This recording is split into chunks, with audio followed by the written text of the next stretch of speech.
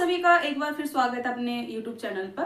तो जैसा कि आज से हम क्या एक नई शुरुआत करने जा रहे हैं। देखिए, जो शुरुआत है हमारी वो किस संबंध में है, वो उन अभ्यर्थियों की मांग पर है जो रिसर्च मैथोलॉजी को पढ़ना चाहते हैं। अब देखिए, जो हम यहाँ पर रिसर्च पढ़ाएंगे वो किन अभ्यर्थियों के लिए महत्वपूर्ण होगी।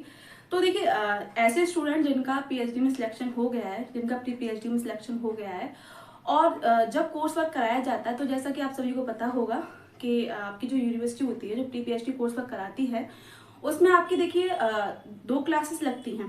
पहला तो ये कि आपको रिसर्च पढ़ाई जाएगी, कैसे आप रिसर्च करेंगे, ठीक है।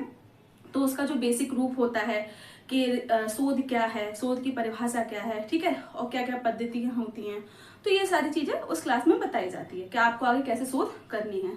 वहीं जो दूसरी क्लास होती है कंप्यूटर की, तो उसमें देखिए आपको कंप्यूटर के संबंध में बताया जाता है, क्योंकि आप देख लीजिए कि आज ऐसा कोई भी कार्य नहीं है, ऐसा कोई भी क्षेत्र नहीं है जो डिजिटल ना हो। हर क्षेत्र में देखिए डिजिटल कार्य हो रहा है। तो इसी कारण क्या है, आप अपनी रिसर्च में कैसे सॉफ्टवेयर का प्रयोग करेंगे, कैसे आप प्लेगरिज्म से बचेंगे, है ना। तो ये सारी चीजें क्या है आपको कंप्यूटर में पढ़नी होती हैं। तो आज से क्या है, हम यहाँ पर लेक्चर स्टार्ट करने जा रहे हैं अपने शोध के संबंध में। तो देखिए, ये जो क्लास आज से आप देखेंगे ये उन अभ्यर्थियों के लिए महत्वपूर्ण होगी जो हिंदी माध्यम से हैं, क्योंकि देखिए कई यूनिवर्सिटी ऐसी हैं जो आपको देखिए रिसर्च क्या है इंग्लिश मीडियम में ही पढ़ाती हैं, ठीक है। तो सबसे दिक्कत उन अभ्यर्थियों के लिए आती है जो हिंदी माध्यम से हैं, है ना। तो उन लोगों की एक मांग पर क्या है, हम आपको रिसर्च पढ़ाएंगे। तो यहाँ पर देखिए कोर्स वर्क में क्या क्या चीज आपको पढ़ाई जाती है रिसर्च में, तो उन संबंध में क्या है, सबसे पहले आज की जो क्लास होगी उसमें हम आपको एक तरीके से बता देंगे सिलेबस जो होता है कि रिसर्च में क्या पढ़ना है क्या नहीं पढ़ना। सबसे महत्वपूर्ण बात, स्टार्टिंग करने से पहले आपको बता दें कि जो ये क्लासेस चलाई जा रही है वो महत्वपूर्ण होंगी प्री पीएचडी कोर्स वर्क में जिनका सिलेक्शन हो गया है, ठीक है।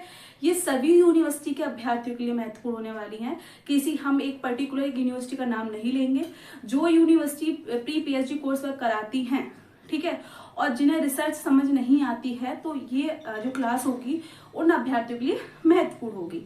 तो आज के हम स्टार्टिंग करते हैं पहले सिलेबस से कि हम आगे की जो क्लासें होंगी उसमें जो लेक्चर होंगे हमारे वो किन किन बिंदुओं पर होंगे। सबसे पहली बात, आपका जो शोध है, आपने नेट का एग्जाम दिया है, ठीक है, आपका नेट क्लियर है, तो अगर आप फर्स्ट पेपर को देखते हो तो शोध आपने पढ़ा है, ठीक है, रिसर्च एप्टीट्यूड आपने पढ़ी है, तो सारी चीज वही है, बस इन्हें कनेक्ट कर दिया जाता है कि कैसे हम एक टॉपिक को चूज करेंगे, कैसे उसमें रिसर्च करनी है और कैसे क्राइटेरिया बनाना है, ठीक है। तो ये सारी चीजें क्या है हम रिसर्च में जोड़ देते हैं, होती सारी चीजें वही हैं। बस एक बार क्या होता है, पीएचडी से तात्पर्य क्या है, आप रिसर्च करने ही तो आए हो ना, पुनः खोज करने ही तो आए हो ना। लेकिन जब आपको एक कहते हैं ना पृष्ठभूमि ही नहीं मिलेगी तैयार, तो कैसे कर लोगे। देखिए, काफी ऐसे स्टूडेंट होते हैं जिन्हें इच्छा तो होती है पीएचडी करने की, लेकिन उन्हें एक मार्गदर्शन की आवश्यकता होती है, ठीक है, कि हम कैसे आगे बढ़ेंगे। तो बहुत सारी चीजें होती हैं। तो आपको देखिए प्री पीएचडी कोर्स वर्क में क्या है, आपको मिड एग्जाम पास करना पड़ेगा, फाइनल एग्जाम पास करना पड़ेगा। तो इसमें देखिए आपको रिसर्च आनी चाहिए, क्योंकि क्वेश्चन आपके रिसर्च से बनेंगे, ठीक है, और कंप्यूटर से बनेंगे। तो जो मैं स्टार्ट करने जा रही हूँ, रिसर्च को करने जा रही हूँ, तो सबसे पहले देखिए जो सिलेबस में हमारा रहेगा कि कैसे हम स्टार्टिंग करेंगे। तो लिख देते हैं पहले यहाँ पर शोध, ठीक है, शोध अभिक्षमता या कह लें शोध के विषय में यहाँ पर हम चर्चा करेंगे, शोध अभिक्षमता, ठीक है। तो सबसे पहले किस विषय में हम चर्चा करेंगे, शोध। पहले समझेंगे कि शोध क्या है, ठीक है, शोध का अर्थ, शोध का अर्थ, फिर शोध की अवधारणा,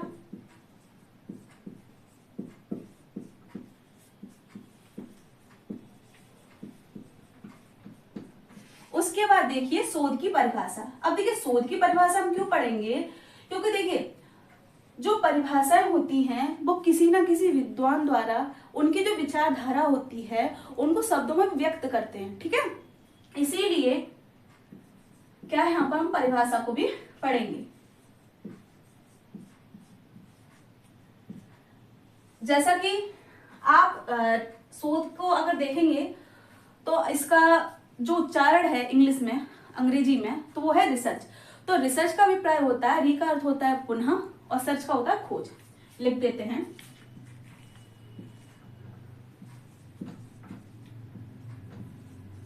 ठीक है। री का अर्थ होता है पुनः और सर्च का होता है खोज, ठीक। तो पहला बिंदु तो हमारा यही होगा कि इसमें हम क्या है, शोध के अर्थ को पढ़ेंगे, ठीक है। तो जैसे मैंने बोला रिसर्च यानी कि री का अर्थ है पुनः और सर्च का अर्थ है खोज। देखिए ऐसा कोई भी क्षेत्र नहीं है, चाहे साहित्य हो या फिर प्रैक्टिकल जो सब्जेक्ट होते हैं वो सब में रिसर्च हो चुकी है, ठीक है। आप जो करोगे उसमें बस ये होगा कि हम उसमें क्या चीज नई ढूंढते हैं, ठीक है।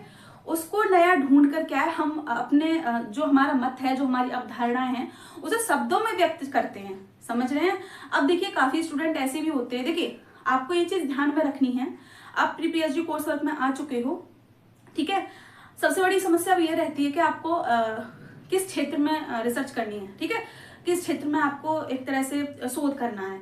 तो सबसे पहली बात कि आपने जिस सब्जेक्ट से हो, सिंपल सी बात उसी में करोगे, लेकिन सब्जेक्ट में भी देखिए पार्ट होते हैं, ठीक है।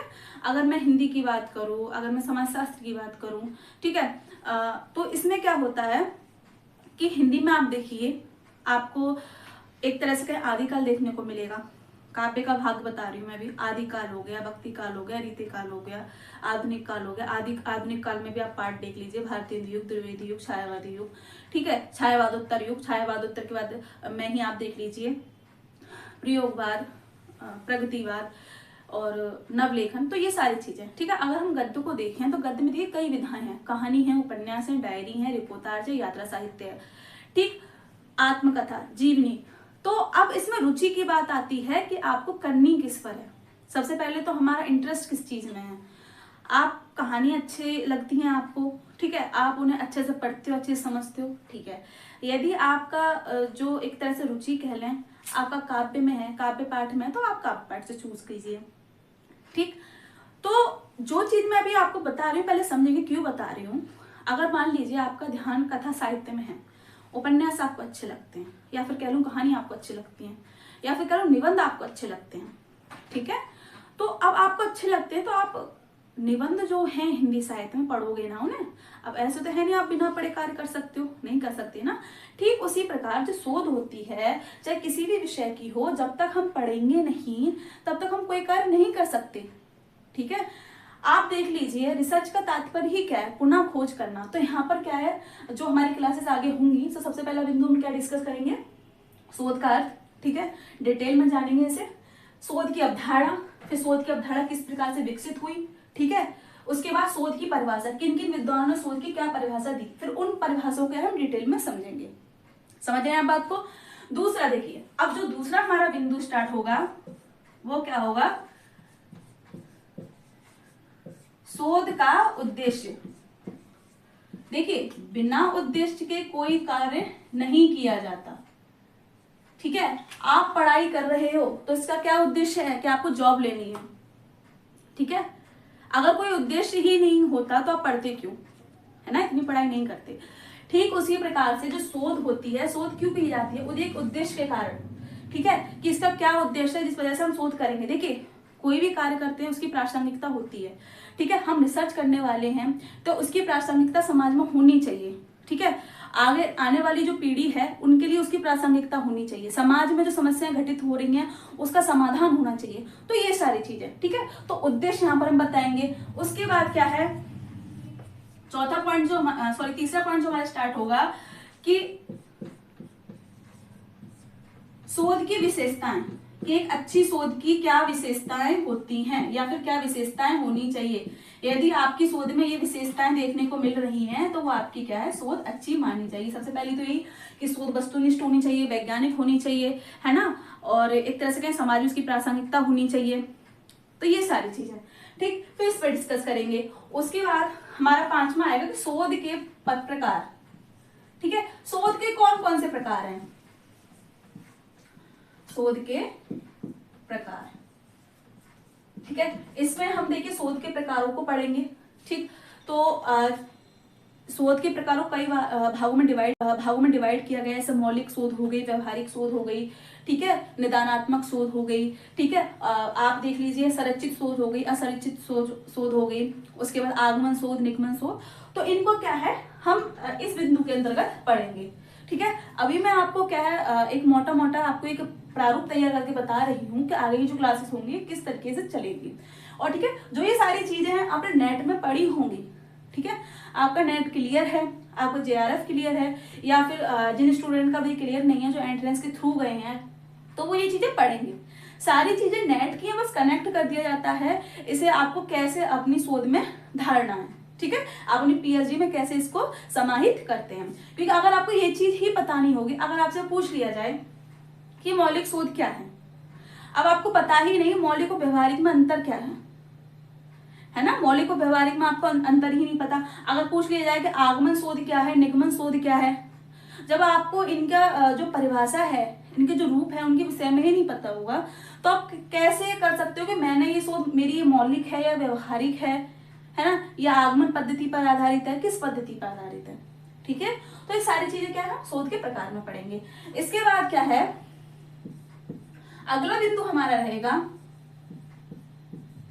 शोध की पद्धति, महत्वपूर्ण रिसर्च मेथोडोलॉजी, ठीक है, शोध की पद्धति।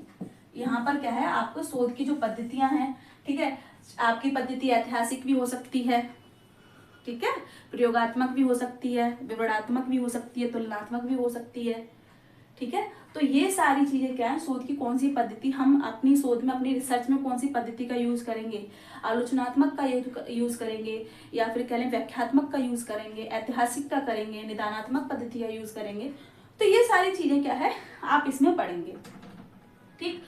अब दूसरी बात, अगला जो बिंदु होगा कि शोध का महत्व।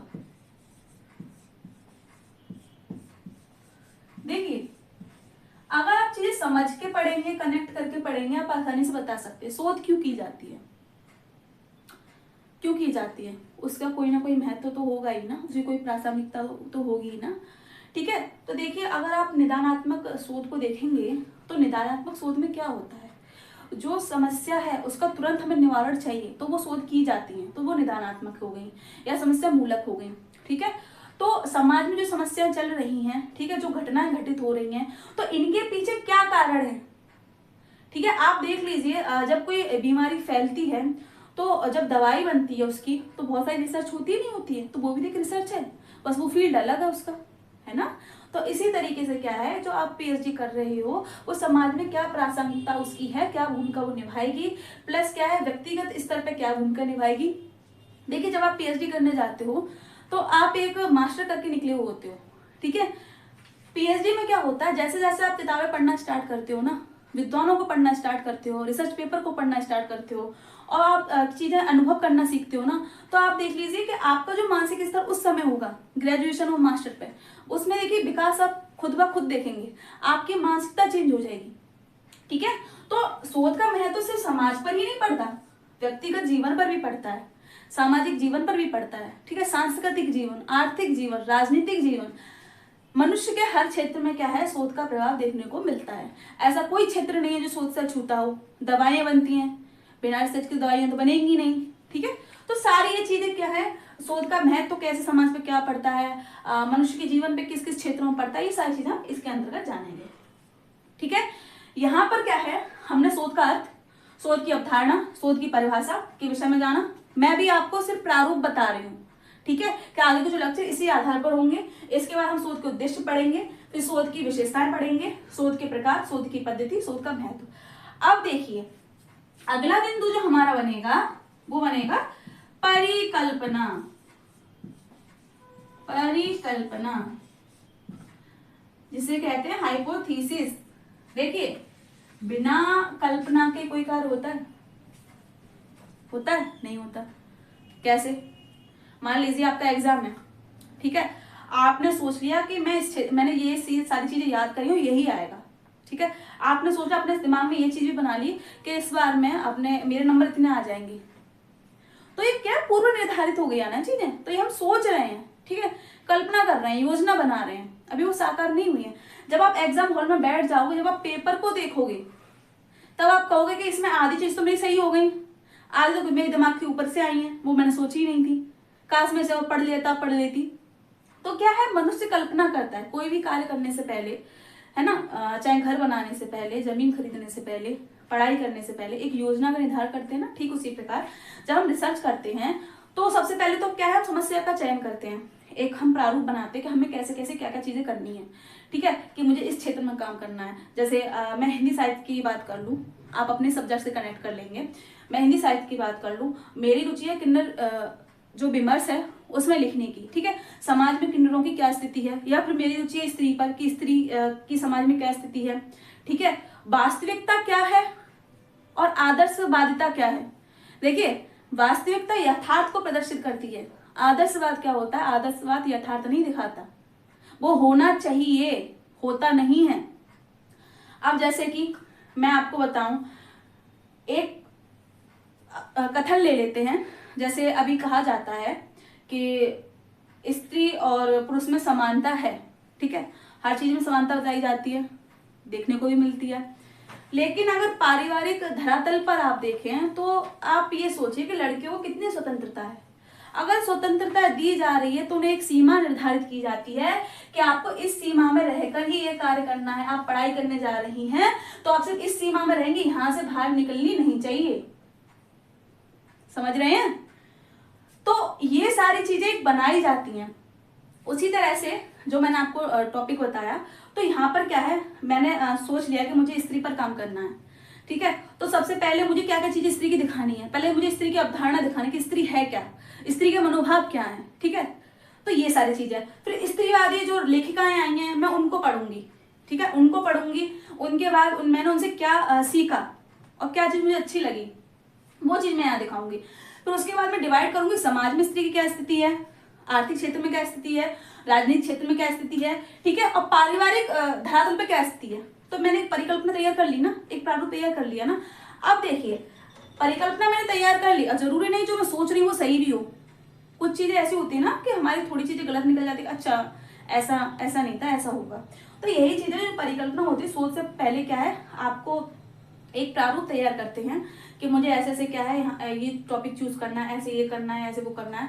लेकिन जब तक आप धरातल पर नहीं उतरते या फिर आप रिसर्च करने नहीं जाते या पढ़ते नहीं, तब तक आप कुछ नहीं कर सकते, ठीक है। तो परिकल्पना क्या होती है, सोच से पूर्व की गई एक कल्पना, ठीक। अब इसके भी पार्ट होते हैं, तो इसके बाद देखिए हम इनकी जो है परिकल्पना के भागों को पढ़ेंगे, परिकल्पना के भाग पढ़ेंगे, ठीक है, जिसमें क्या है, शोध परिकल्पना क्या होती है, लिख देती हूं मैं, शोध परिकल्पना, शोध परिकल्पना, ठीक है। उसके बाद शून्य परिकल्पना, शून्य परिकल्पना, और कुछ जगह देखिए सांख्यिकी परिकल्पना देखने को मिलती है, सांख्यिकी है या फिर सांख्यिकी परिकल्पना। तो एक लेक्चर क्या है हमारा, परिकल्पना पे आधारित होगा। फिर उसके बाद क्या है, जो हमारा अगला लेक्चर होगा, या फिर कह लें आपके जो उसमें है वो कौन सा होगा, ऊपर लिख देते हैं,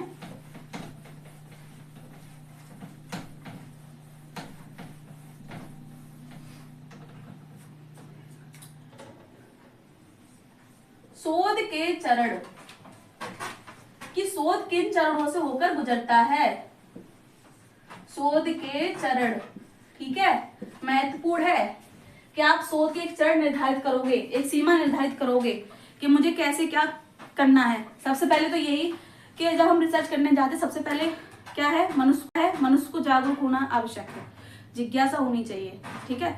जब तक आपके अंदर जिज्ञासा ही नहीं है, जानने की इच्छा ही नहीं है, आप कोई कार्य नहीं कर सकते, और खासकर पीएचडी में तो बहुत ज्यादा। आप रिसर्च कर रहे हो, जागरूकता आपके मन में होनी चाहिए, ठीक है, तर्क वितर्क की शक्ति आप में होनी चाहिए। सबसे पहला चरण होगा हमारा, क्या होगा चरण हमारा, इसी में ही शोध समस्या का चयन, शोध समस्या का चयन, ठीक है। सबसे पहले तो चरण यही होगा कि हमारी शोध समस्या क्या हो। अब हमारे पास कोई शोध समस्या है ही नहीं तो हम कैसे कर लेंगे, नहीं कर पाएंगे ना। तो सबसे पहले क्या है, शोध समस्या का चयन होना आवश्यक है। फिर हमने शोध समस्या का चयन कर लिया, जैसे मुझे पता चल गया कि मुझे बाल विमर्श पे कार्य करना है या फिर मुझे किसानों के ऊपर काम करना है, ठीक है, तो मैं किसानों से संबंधित ही कोई एक टॉपिक का चूज करूंगी या फिर उनसे संबंधित कोई लेखक चुनूंगी और फिर एक शीर्षक बनाऊंगी, ठीक है। फिर क्या है, यहाँ पर शोध समस्या का चयन तो हो चुका है। अब फिर क्या, साहित्य समीक्षा चलेगी, दूसरा चरण, साहित्य समीक्षा। साहित्य समीक्षा। अब देखिए साहित्य समीक्षा क्या है, आपने सोच समस्या का चयन कर लिया, आपने कह दिया कि मुझे किसानों पर कार्य करना है या मुझे बाल विमर्श पे काम करना है, तो आप पढ़ोगे ना, आप किसी ना किसी लेखक को आधार तो बनाओगे ना, तो उनकी आप रचनाओं को पढ़ोगे, ठीक है, आपको क्या चीजें उनकी अच्छी लगी, ठीक, फिर उसकी क्या है आप समीक्षा प्रदान करोगे, ठीक। तो ये सारी चीजें आप यहाँ पर दिखाओगे। फिर उसके बाद क्या है, जब आपकी साहित्य समीक्षा हो जाएगी, इसके बाद क्या आपके चरण आगे बढ़ेंगे, ठीक है। साहित्य समीक्षा हो गई, फिर आपकी परिकल्पना हो जाएगी, ठीक है, आप एक प्रारूप तैयार करेंगे उस चीज का। जब आपने प्रारूप तैयार कर लिया, फिर आप देखेंगे कि मुझे सैम्पलिंग कैसे कलेक्ट करनी है, ठीक है। उसके बाद आप क्या सिनॉप्सिस बनाओगे, जो आपका रिसर्च प्रपोजल जिसे कहते हैं वो बनाओगे, ठीक है। फिर आपके जो आंकड़े या तथ्यों को एकत्रित करोगे, ये सारी चीजें क्या है आपको यहाँ पर करनी है। तो फिर उसके बाद जब आपका सारा बायोडेटा हो जाएगा, ठीक है, कम से कम शोध के जो चरण होते हैं, कहीं कहीं देखिए आप 7 चरण देखने को मिलते हैं, लेकिन कहीं कहीं क्या है जो मान्यता है 8 चरण को दी गई है, ठीक है। तो ये जो सारे टॉपिक है हम इसको आपको एक क्लास में बताएंगे, एक लेक्चर कराएंगे, शोध के कौन कौन चरण है, और प्रश्न यहाँ से बनते ही बनते हैं, ठीक है। अभी क्या है हम आपको एक तरह से प्रारूप तैयार करके दे रहे हैं कि क्या क्या चीज आपको बतानी है। आपने यहाँ पर देखिए शोध चरण को देख लिया, ठीक। उसके बाद अब क्या चीज है यहाँ पर, शोध चरण को देख लिया, अगला जो बनेगा शोध में प्रौद्योगिकी। प्रौद्योगिकी या फिर कह लें आईसीटी। अब देखिए जैसे मैंने आपको बोला कि ऐसा कोई भी क्षेत्र नहीं है जो डिजिटल ना हो, हर क्षेत्र में कंप्यूटर का यूज हो रहा है। इसीलिए क्या है आपकी जो दूसरी क्लास लगती है, फिर कल दूसरा आपका पेपर होता है, कंप्यूटर पढ़ाया जाता है, ठीक है। आप कैसे शोध में आईसीटी के प्रयोग को देखते हो। देखिए यदि आपके घर से लाइब्रेरी बहुत दूर है, ठीक है, आप किसी गांव से हैं या फिर करें किसी दूरस्थ क्षेत्र से हैं, और आप चाहते हैं कि मैं थीसिस पढूं, रिसर्च पेपर कैसे पढूं, कैसे ये सारी चीजें उपलब्ध करूं, तो सबसे अच्छा उदाहरण आप शोध गंगा को सर्च कीजिए, शोध गंगोत्री को सर्च कीजिए। आप अपने टॉपिक से संबंधित, अगर आपको बाल विमर्श पे कार्य करना है, आपको किसान पर काम करना है, तो आप खोजिए, राइटर को खोजिए, आपको सारी चीज उपलब्ध हो जाएंगी, ठीक है। तो सॉफ्टवेयर का कैसे हमें यूज करना, कौन कौन से सॉफ्टवेयर हैं जो हमारे शोध में कार्य में आएंगे, जैसे पीपीटी कैसे तैयार करनी है हमको, ठीक है। तो ये सारी चीजें क्या है इसमें जानेंगे। अब देखिए अगला जो बिंदु हमारा रहेगा वो रहेगा हमारा शोध में साहित्यिक चोरी। महत्वपूर्ण है ये बिंदु, और ये आप के लिए बहुत ही जरूरी है, जिसे कहते हैं प्लेगरिज्म।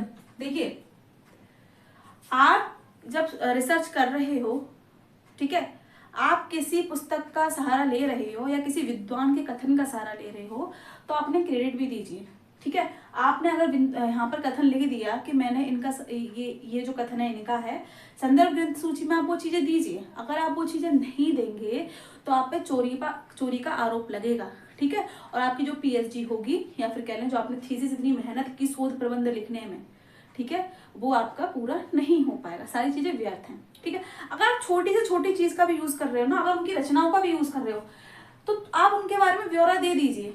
क्या जाता है, संदर्भ ग्रंथ सूची तो वैसे ही लिखनी है कि किन किन पुस्तकों का आपने सहारा लिया है ना। तो ये सारी चीजें क्या आपको यहाँ पर बतानी। अगर आप ये नहीं बताते और दूसरे के आप सोचते हो कि पुरानी किताब में से मैंने ये कथन लिया है, किसको क्या पता चल रहा है, तो भाई आजकल जो सॉफ्टवेयर हैं वो इतने पावरफुल हैं, आपने जहाँ से वो चीटिंग की है वो पकड़ लेंगे, ठीक है। अब ये भी बता देंगे कि आपके जो रिसर्च है, ठीक है, इसमें कितनी प्लेगरिज्म है, कितनी आपने चोरी की है, 10% की है, 20% की है, आपका यूनिक कंटेंट कितना है, तो सारी चीजें यहाँ पे पता चल जाती हैं, ठीक। इसके बाद देखिए अगला जो होगा शोध में नैतिकता। शोध में नैतिकता यानी कि एथिक्स। देखिए कोई भी कार्य हो उसमें नैतिकता या फिर एथिक्स का होना बहुत आवश्यक है। क्यों आवश्यक है, क्यों आवश्यक है? देखिए झगड़ कर लड़ कर कोई कार्य नहीं होता, और खासकर जब आप रिसर्च कर रहे हैं तो आप में धैर्य का होना बहुत आवश्यक है, क्योंकि काफी समय लग जाता है, रुपए भी खर्च होता है, समय भी लगता है, और एक तरह से कहें कि एक चिड़चिड़ापन आ जाता है, ठीक है। लेकिन दूसरी बात, नैतिकता से क्या तात्पर्य है कि आपके जो सुपरवाइजर हैं, ठीक है, जो आपकी मदद कर रहे हैं, तो उनके प्रति क्या आपको विनम्र रहना है, ठीक है, क्योंकि आप उनसे सीखते हो, उन्हें सिखा नहीं रहे हो, आप सीख रहे हो उनसे, ठीक है। दूसरी बात कि शोध में हमें कोई चोरी नहीं करनी, अगर आप कोई कंटेंट कहीं से ले रहे हो तो उनको बताना है, उनकी संदर्भ ग्रंथ सूची में उनका विवरण देना है। तो एथिक्स को भी पढ़ेंगे कि कैसे हमें दूसरे जो रिसर्च होती है उसमें देखिए कई स्टेज होती हैं, तकलीफ होती है, ठीक है, कभी कभी एकदम प्रेशर सा बढ़ जाता है माइंड पर कि कब पूरी होगी हमारी पीएचडी, ये सारी चीजें, वाइवा वगैरह, बहुत सारा प्रोसेस होता है। तो उसमें क्या है, अपने आप को विनम्र रखना, ठीक है, अपने आप को सहज रखना, तो ये किस में आएंगे, आपकी नैतिकता में। तो नैतिकता में भी देखिए कि आपको अपने सुपरवाइजर से कैसा व्यवहार करना है, ठीक, और आपको समाज के प्रति कैसे व्यवहार रखना है, आपकी जो रिसर्च होगी वो समाज को कैसे एक उपयोगी सिद्ध होगी, तो ये सारी चीजें इसमें आ जाती हैं। अब अगला जो होगा हमारा, अगला हम क्या बिंदु पढ़ेंगे, शोध प्रबंध, कि शोध प्रबंध कैसे लिखेंगे, ठीक है, और शोध आलेख,